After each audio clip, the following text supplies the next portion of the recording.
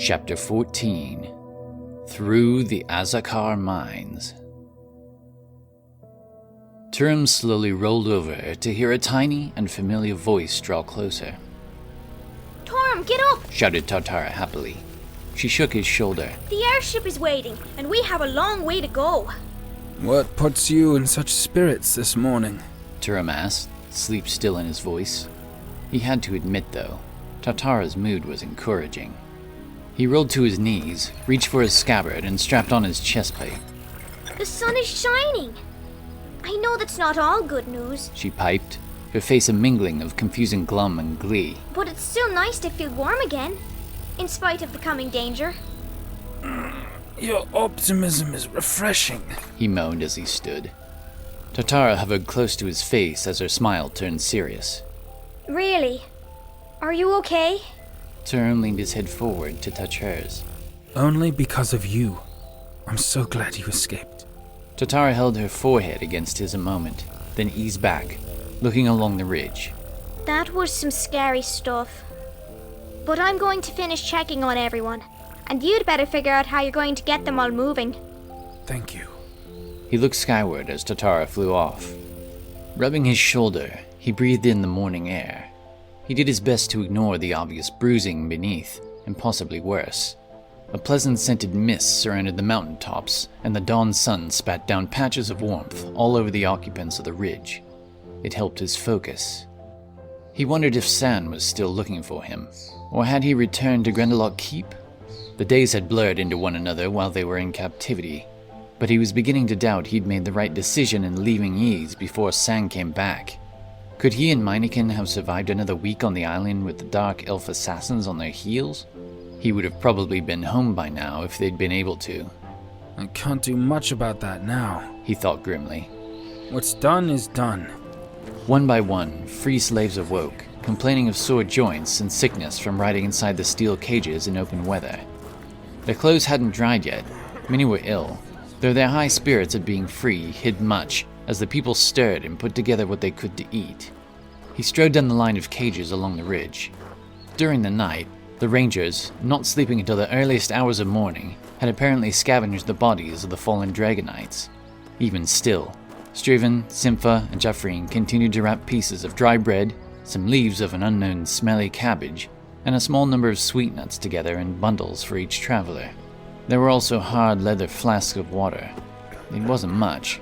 There would be a great deal of sharing and skimping, but it was more than they'd had in a while. He saw that Meineken had stayed near Lala during the night, and both were now awake. Darf and Aldor sat near the last embers of the fire. They chuckled, but didn't speak much. It looked like they hadn't been up long. Turim wasn't sure what to say to all of his companions.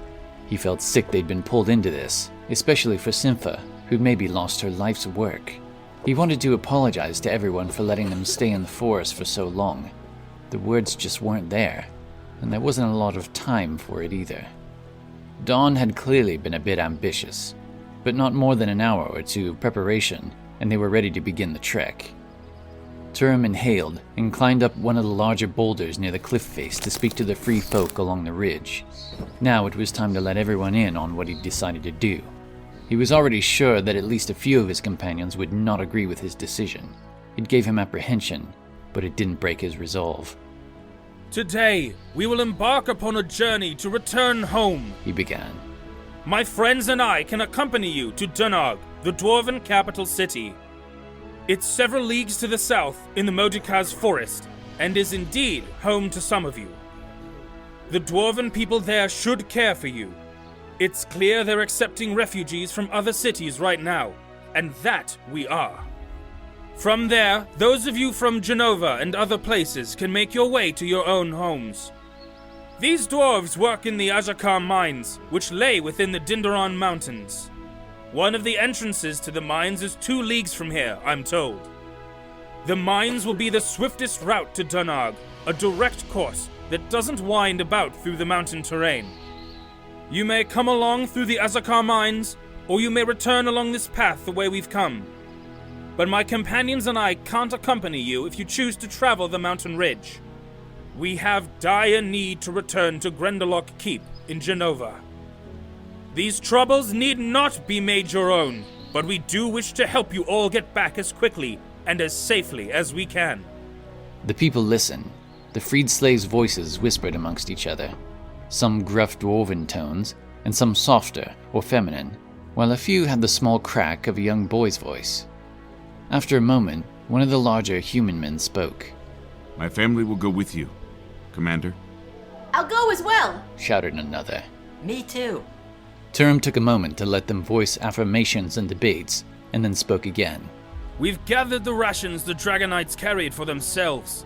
Little of their food is edible for our kind, and we must make do with what was spared. Jaffreen Maplebow, the dark-haired woman to my right, will give each of you some of what's been gathered. He paused for a moment, considering the fear-filled faces of those before him. Have heart.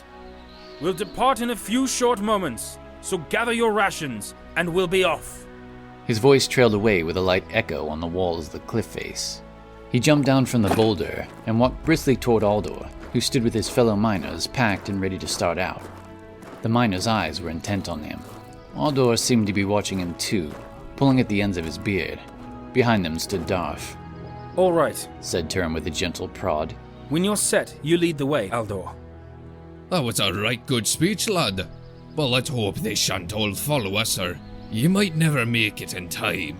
Darth looked over to him too, a scowl of distaste on his face.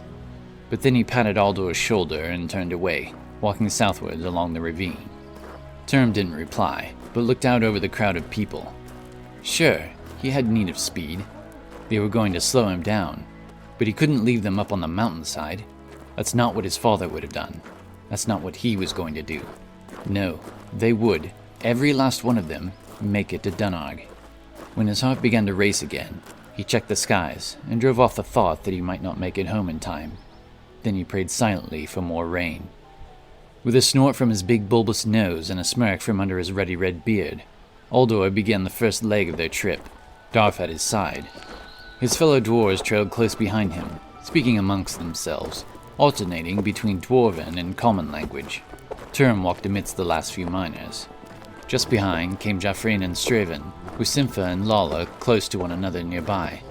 The three Easians seemed to have taken over keeping an eye on her, which Turim smiled at and was thankful for. It let him be at ease for her, and he could keep his mind on other matters. Turim looked over his shoulder. What was once a train of slaves became a line of travelers. Minikin he'd spoken to the night before. He'd remain at the very back as a rear guard and keep an eye on anything that might approach behind them, be it beast or otherwise. Turim put his head forward, feeling the aches of his body again now that they hiked. He heard Aldor from the front, talking with Darth, and couldn't help but listen. So, tell me, old friend, when you said you'd be returning later, I had no idea you meant 30 years later. I'd long given up the idea that you'd be coming back when I started working in the mines. Darth's deep rumble rolled over the miners behind them. I think, well, Kalara is filled with all sorts of distractions. I've fought without you hundreds of times since we won. I've explored cities all across the continent. I did keep an eye out for you here and there, grunted Aldor. I visited the pits a few times over the years. I heard a tale or two of your strike, but I'll admit I found plenty of distractions of my own. I took all sorts of prizes, continued Darth. But Numi tends to attract thieves. Always putting your foot in it, sighed Aldor. So, what did they do? Tried to get me to throw matches for pay, said Darth matter-of-factly. I evaded them for a while, going on the run. But I lost almost everything again. That put me out of sorts. Darth pounded his fist into his palm with a smack that startled the others around him. How'd you manage to put them off? Said Aldor. You're obviously still alive. I met an acquaintance who offered me the opportunity to exact my revenge. I paid him every last copper num I had left to eliminate the people who'd wanted me dead. Turim surmised that Darth had been involved with some less than savory folk in his time. As much as he'd appreciated his rescue and owed him his life, he certainly didn't trust him still. Free to roam again, but without money to return to Dunarg, I went back to the pits. Aldor raised a hand and shouted out, Big puddle up here! Hug the cliff! I'll let them know. squeaked Tartara as she flew over Turim's head. He'd noticed her traversing back and forth along the line for most of their hike so far, watching for obstacles and sending messages. It seemed to keep her occupied. I fought for several years after that. I'm not sure how many. But then that summer, the Dragon Army took over the Chromabacks and sacked the entire continent of Darapel. That made me think of you, and I hoped you hadn't returned home there. I thought about it once or twice, Grunted Aldor. but by then I'd come into a good deal of my own money, with a mine and all. At any rate, I found passage on a ship set for Ixis, Said Darf. but we were attacked by pirates. Most were killed or taken captive, but when I told them who I was, they recognized me as a hero of the pits. Apparently they'd seen a match or two. You were a pirate? But you can't even swim. Turim saw Darf growl down at Aldor, and the two whispered together for a bit. He smiled to himself, but was glad he wasn't on the receiving end of Darf's outbursts. The two were clearly close, and Darf appeared to let his guard down with Aldor around. Quite different than the half-ogre they'd picked up in Armageddon. The gentle breeze stirred, and Turim looked back to Jaffreen and Striven more than 10 paces or so behind him. Jaffreen's eyes gazed long southward. I miss the woods of Ease too, Said Striven, wiping his nose of the cold. Jaffreen smiled to her young companion, seeming to take notice she'd been observed. You know me too well. Being trapped within that cage was one of the worst experiences I've ever had in my whole life. I didn't enjoy it much myself. Mumbled Striven, touching his scarred forehead. The wound seemed to have healed quite well. There'd be a scar there for the rest of his days, just under the hair, but he was thankful that's all the ranger had been left with. Jaffreen glanced up at Turim briefly, smiling, then looked onward again. She spoke softer, but Turim still heard as he returned his head forward to the dwarves. Striven let out a groan. Oh, what I wouldn't give for my mother's pancakes right now. Golden delicious and topped with a pat of butter the size of a golden num. Turim caught the first scent, breathing deep. The Modokas forest far off. Then earthy stone and rain. It had only been a moment, but he heard Jaffreen inhale as well. Oh, Striven. Jaffreen softly laughed. Here we are, marching to war as it were, and your thoughts are on pancakes. I do miss my mum and dad. Spoke Striven longingly. I'm sure it's been weeks. He stopped abruptly. Oh, sorry, I'm adult. I didn't mean to. There was a bit of silence behind Turim. He called over his shoulder. The forest should come into view in a few short hours, I should think. It was late morning before the mists began to evaporate along the ridge. Then, as the miners ahead made a turn around one of the Dinderon peaks, Turim clearly saw the green blanket of firs, pines, and spruces of the Modokas forest laid out before them. Like many of the travelers, Turim, Jaffreen, Striven, Simpha, and Lawless slowed their pace a moment to take in the beautiful view. But their destination was still several leagues south.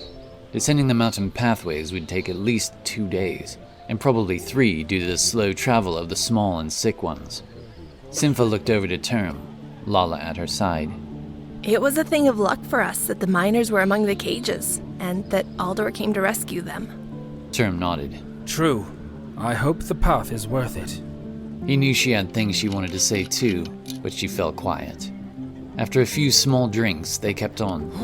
No more than another hour passed when Turim heard Aldor's Night! shout from the head of the line. The miners came to a halt in front of a bare wall of rock, and the travelers slowed to a stop.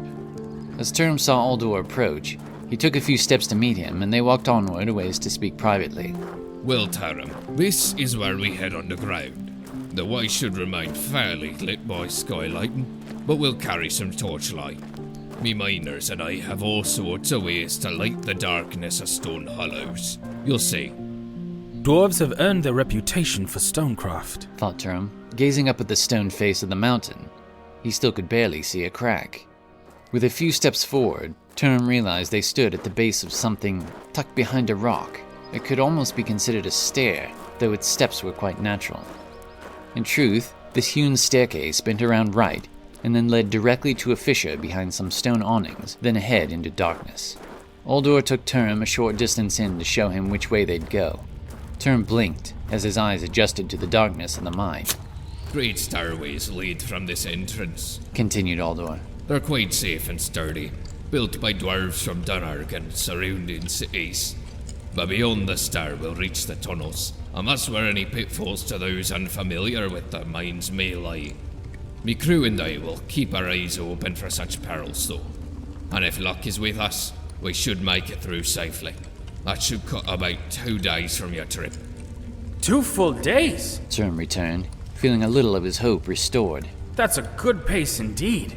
His mind turned to the travelers then, thinking of the sick and weary. These are innocent people, and most likely have little experience traveling far from their own villages. Wherever possible, their safety is of more concern than my own. And still, we have to make haste. The dragon army won't wait long, now that the lightning storms have ceased. As they stepped outside again, Turim looked skyward. Then he drew his gaze up and down the line to look at the travelers. I think we're all ready, Master Steelaxe. You're a fine example to both your miners and your kind. Aldor raised an eyebrow at the comment, but in a moment, Darth was at his side. Turim strode forward to the road again and called out to the line. It's time to decide which path to take. For those of you who take the road, best of luck and the gods speed. Everyone else, come along and follow Aldor's miners. He then waved his hand, and Aldor and Darth entered the opening to the stair of Azhakar. As Turim watched, folk continued to file past. Every last one of the company of weary travelers followed behind them, none apparently willing to take the mountain path without the comfort given by Turim and his allies. As Minikin came up last, Turim nodded. All is well behind us? No one behind, said Minikin coolly. I hope you know what you're doing here. You know my thoughts on this, as I told you last night. Bringing this many through a mine? Aldor said it would cut 2 days, protested Turim. We need every second we can gain. Why are you against this? Are you afraid? Minikin tilted his head, then began steps toward the shadows of the opening. You can't save everyone, Turim. I can, and I will, Turim called after, gritting his teeth. The walk through the mines seemed to draw itself out long, and often they had to halt for those who'd grown sick in their wet clothes, chilled further by the lack of sunlight in the depths of the caverns and the cold autumn air. There were none who weren't already spent from travel, none who wished anything more than to be home near a crackling fire, sipping a cup of hot plum cider and munching on toasted bread or any other delightful combination. Save the dwarven miners, of course, who seemed to be quite at home back in their mine. Turim sometimes thought he heard the rain pattering on the stone ceiling hundreds of feet above him, but he was never sure. When he spoke of it to the dwarves, they told him it was simply rainwater from previous days washing through cracks in the rocks. That didn't ease him in the least. The few skylights they came across were far overhead. They were magnificently constructed, as were all the archways crafted to hold up the tunnels through which they passed. Built of carved granite, they stood strong and powerful, like the squat dwarves themselves. The skylights, holes cut skillfully into the stone, cast a dim gray light through the darkness, splashing it onto the floor of the caves with a pale, dusky gloom. Whenever Turim came to one of these, he tried to see if the storms had begun again outside, but most were far too high to tell him much. Many hours had passed since they entered the caverns, and still they continued down the long, straight flight of steps. As Aldor had said, the dwarves were able to provide some light, but beyond the torchlight and scattered skylights, it was fearsomely dark. For long periods, the travelers could see nothing in the vastness beyond either side of the stair. Nothing save several small pairs of eyes. They weren't close, but that didn't make them any less frightening. What are those? Asked Lala. She stayed close behind Turim since they'd entered. I see eyes off there to the right, as well as down there on the left. She pointed into the pitch darkness. Turim wasn't sure himself. Cavern spiders, answered one of the dwarves nearby. And when he said this, the eyes of all the dwarves seemed either frightened or disgusted. Several of them spat in distaste. I hate spiders, groaned Aldor. Looks like we'll have to clear them out before work begins again here. Seems we've been idle long enough for them to multiply in the darkness. Ugh. He shuddered. Cavern spiders have a sneaky way of creeping up on miners in the dark, and their webs are terribly sticky if a maid stumbles into one. That's what bothers us the most about spiders. Cleaning sticky web out of one's beard is a terrible task. Most times it can't be done, and a dwarf with web in his beard might have to cut a good deal, if not all of it, off. Turim knew few things were more shameful to a dwarf than having his beard cut. Are they dangerous? Asked Lala, hopeful-eyed. She clearly wanted the answer to be no. They can be, replied Aldor. But I don't think they'll approach such a large crowd unless there's a good deal more of them than there are of us. Turim watched Lala shiver at that thought. So did the dwarves. We also had torches, continued Aldor. The spiders stay out of the light if they can. It hurts their eyes. They were nearing the end of a long stair when Jaffreen called out hopefully. Turim, do you see it? Turim gazed up to one of the skylights. Finally, he saw droplets of water catch on the light as it fell into darkness. Is that what I think it is, Jaffreen? Her palms were outstretched, and she peered up into the skylight. Shh. Listen carefully. You can hear the rain again. A burden lifted from Turim for the moment. Unless they'd instantly attacked, the dragon army had to have been held at bay again. What a miracle, he said to those around him. Southern Cornerius remained quite dry most of the year, though in fall and winter a bit of snow fell, and only a little bit of rain. Luck, or something greater than luck, was still on their side. At last, the company passed the stairs, reaching a wide, flat place where the flight came to its end. They rested here for only a brief hour before continuing. For several hours more, the dwarves led them through many tunnels of both narrow and wide girth, but all passages were fairly straight and didn't wind much. The ground was at a gentle slope for most of the march from the stairs, but several times they passed great holes on either side of their course, which made it seem as though they walked along a bulky stone bridge. Out further, the dim shafts of light occasionally revealed tracks and inactive carts, and pulleys and ropes for the transporting of raw metals and rock up and down and out of the mine. Finally, the weakened travelers could go no further.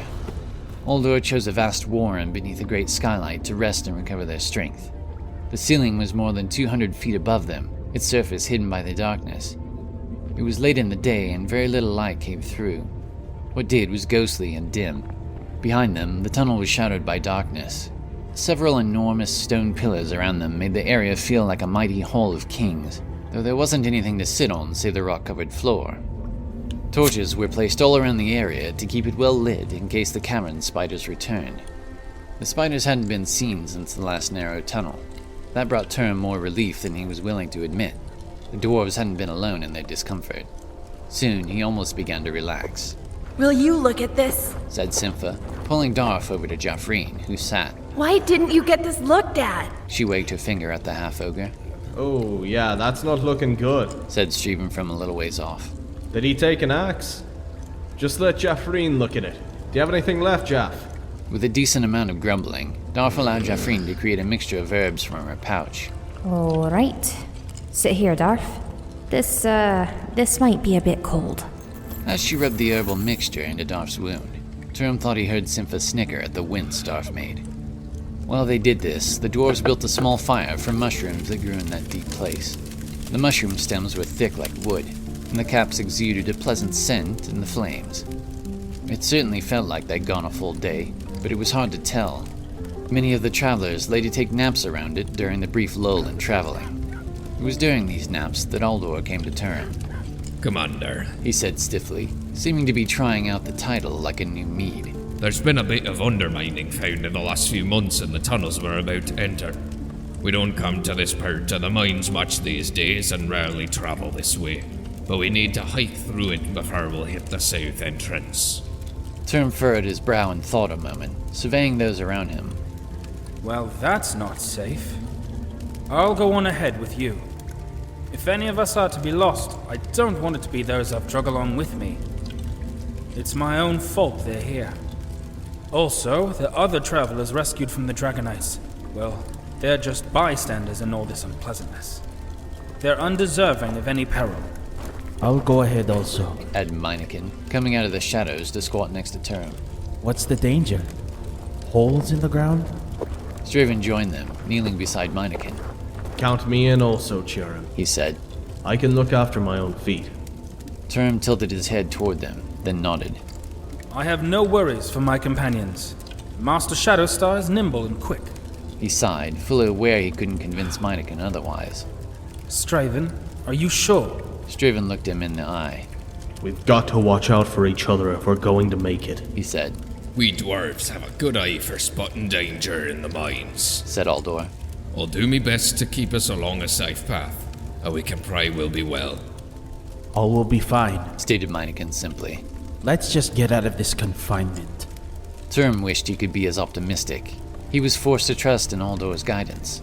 The dwarf had led them well so far, and there weren't many options no matter how he looked at it. Turim and several of his friends had decided not to sleep.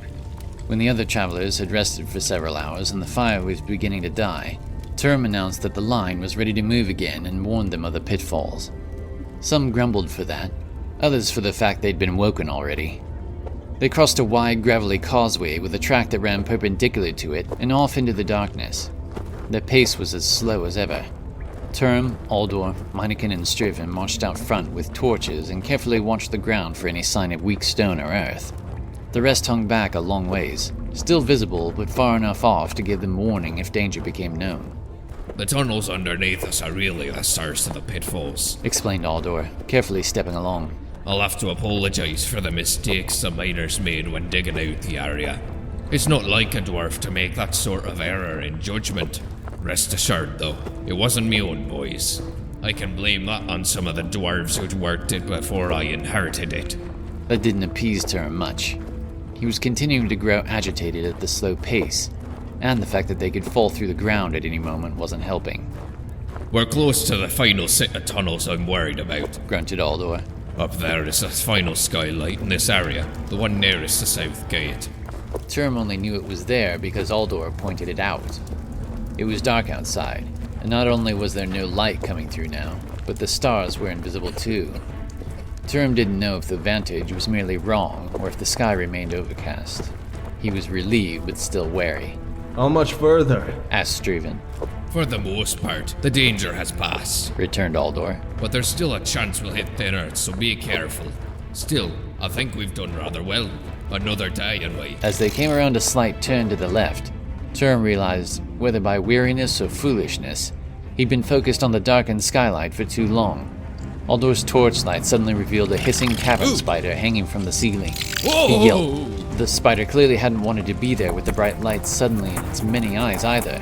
It scurried down the stone wall, trampling through their path and snapping its mandibles at them. Far back toward the travelers, a scream broke out, and a full-blown panic swept across the rest as two more of the spider's clustered eyes came out of the darkness, taking their chance at a meal. As Turim stumbled a step backwards, he heard a crack. His breath caught as he fell against the edge of the tunnel. Clawing, grasping, he tried to cling to the rock walls as he slid downward into the darkness. He strained hard, his muscles burning. He let out a groan of pain. The spraying caused by the Dragonites had just begun to heal, but now the fire in his shoulder ignited. He tried to pull himself up. The hole broke and cracked, falling beneath him. His grip slipped further, his shoulder trembling. Then he was aware of a shout. Hold on, Turim! It was Minikin. Turim felt a sudden jerk as Minikin grabbed hold of his cloak at the shoulders, knocking gravel and sand down into his hair and eyes. Pings of the stone against his shoulder plates echoed below. There were footsteps above, and then Aldor shouting. Don't come any closer. You might cause more ground to collapse. Hold fast, Turim. It was Straven. He sounded as if he crawled on his belly, just above.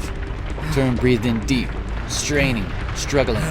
He was going to fall here. Die right now. How far down was it? If the others didn't go on without him, what would happen to Genova? He was just about to make Minikin promise to go to Grenlock Keep, but then he felt another pair of hands clamp onto his pauldron. Straven's strong fingers gripped, and together he and Minikin gained a decent grasp. Slowly, jerking, the heat turned to safety. The two rescuers lay back, breathing heavily with exertion.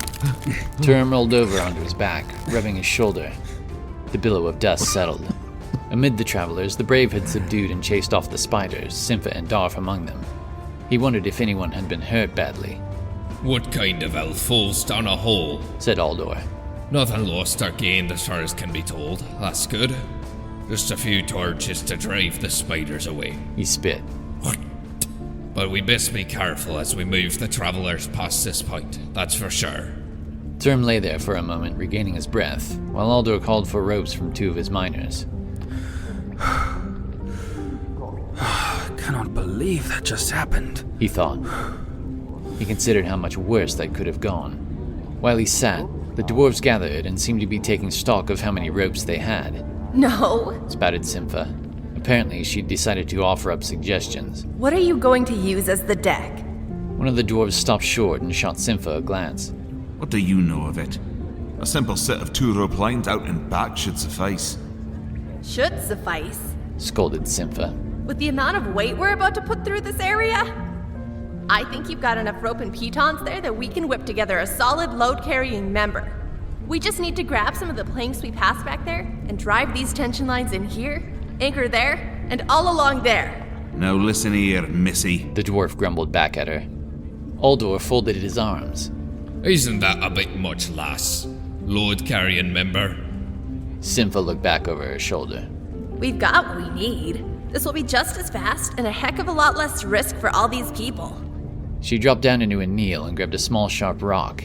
In maybe a minute, as the miners around her gathered slowly, she'd scratch figures of arithmetic, lay out for lines and plans for a bridge. Aldor's skepticism slowly melted away. Put it together, mates. He turned, eyeing Turim as he still sat. Where'd you pick this girl up? Turim grinned, exchanging glances with Sympha. She's a rare find. You should see what she left out in the woods. Sympha nodded to him, turning up one corner of her smile. In a short time, the bridge had been laid just atop the stony earth and sand.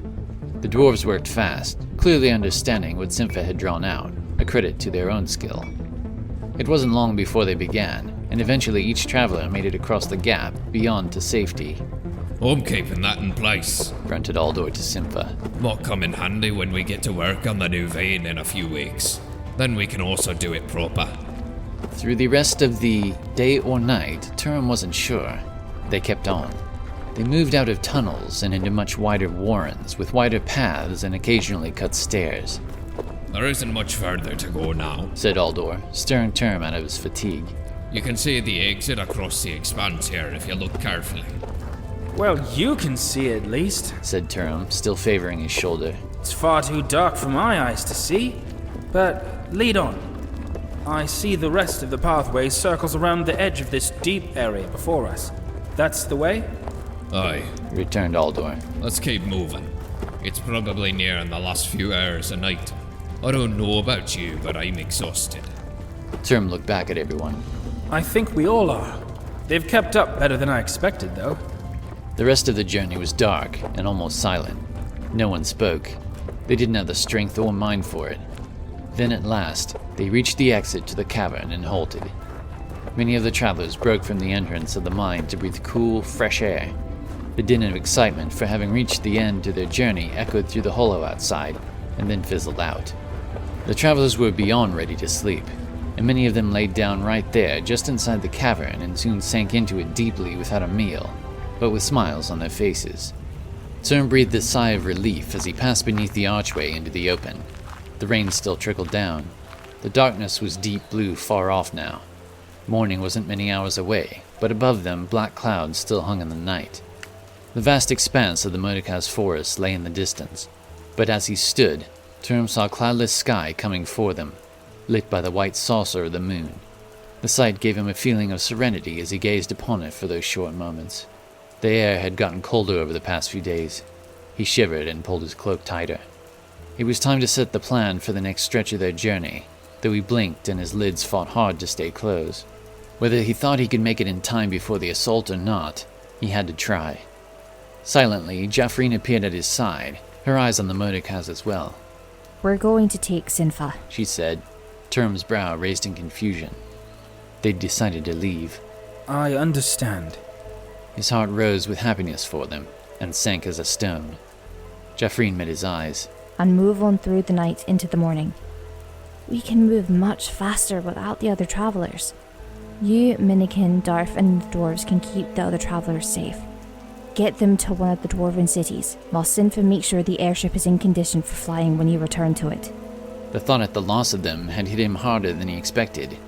They truly had become friends. She said she still has repairs to make. He'd nearly forgotten. Of course, returned Turim. But please, only if you're able and willing. We can make up the sleep while we await your return to the Cloud Racer. It's already been discussed while we travelled the mines. Turim folded his arms on his chest and stood tall, still trying to ignore his shoulder. If that's your will, then I won't stop you, he said. Don't do this for me, though, but for both of our countries and the rest of Cabal. Jaffreen nodded as she pulled her green hood over her head, casting the darkness onto her face once again. As it has always been. Take care, Turim Guaderlands.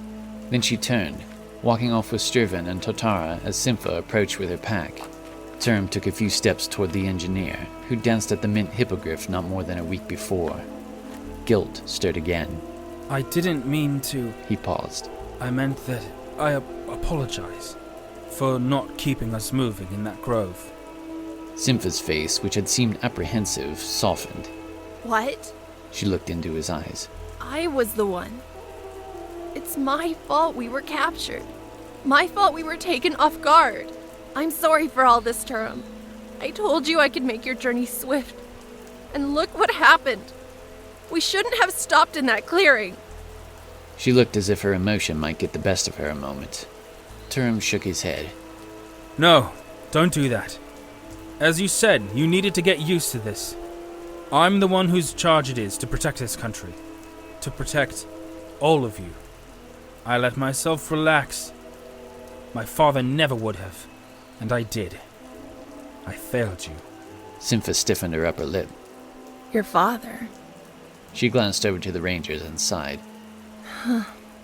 Well, know that I accept my part in this, and I'm glad you don't blame me for everything. I don't. I need to get back to her, Turim. Sympha went on. Keep an eye out for anything that might get you back faster, because it's going to take me quite a bit to get the Cloud Racer up and running smooth again. If it's even there still. Turim shook his head, ignoring the fact that she was probably right. Perhaps, though, there's some purpose in these travels that we might not have the foresight to recognize yet. And in the meantime, we have to cling to the hope that we have left. Sympha's eyes met with his, and she smiled. That I will, my friend. Turim lifted his head to look to the Rangers. Take care of yourselves. Beware of worms and Griziacs and all the other monsters. You're far more likely to encounter one of these than friendly travelers in these parts now. The dragon army has probably chased every dwarf and Peabak Din beneath the earth at this point. I'd even guess dragon army scouts might be roaming. The dark nights are nearing us bit by bit. Our pace keeps us ahead of them, but by not more than a blade's width. And with that, Sympha strode onward. When she reached the Rangers, they waved goodbye and jogged off into the trees in the Modokaz forest. Cling to the hope we have left.